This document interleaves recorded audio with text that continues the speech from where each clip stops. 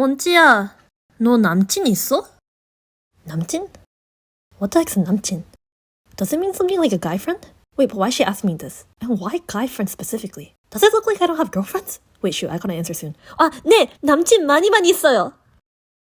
Hi, I'm Monchi, and despite being fully Korean, I suck at it. Don't get me wrong, I know a good amount of words, but it's not really enough to carry out a full conversation with my relatives. And using context clues can only get you so far. So when I saw that my school was offering Korean, I knew I had to take it. If you're the kind of person who's into puzzles, this language is probably for you, because there's a bunch of vowels in Korean that sounded identical to each other, which made it pretty hard to distinguish. Here's an example. Wait. 예, 에. Wait. 에? 다 틀려. 예. 예, 에.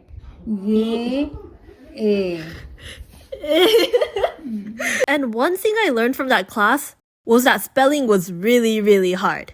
Like, whenever I took tests, I remember being like, was it spelled with a or a? At least only my teacher knew about this. Until she called me out in front of the whole class. So basically the night before, our school was hosting like a debate tournament, which meant that all the classrooms were unlocked, including my Korean class. And you know, I was feeling a bit mischievous, so I decided to leave like a little doodle and a message for her to see. Hehehehe, she won't know who did it. I really hope she likes it. 안녕하세요, 여러분. Before we start the class, there's something I'd like to announce.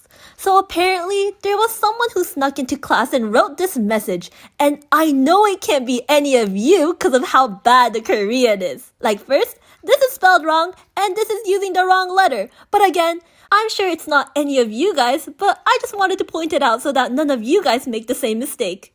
Yeah. Well, what kind of idiot would write that? Am I right?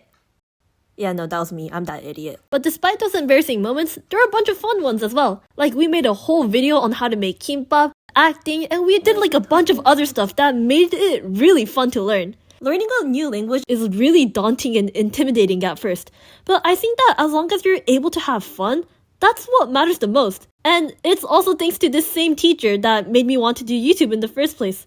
So, 선생님, if you're watching this, 한국어를 가르쳐 주셔서 감사합니다.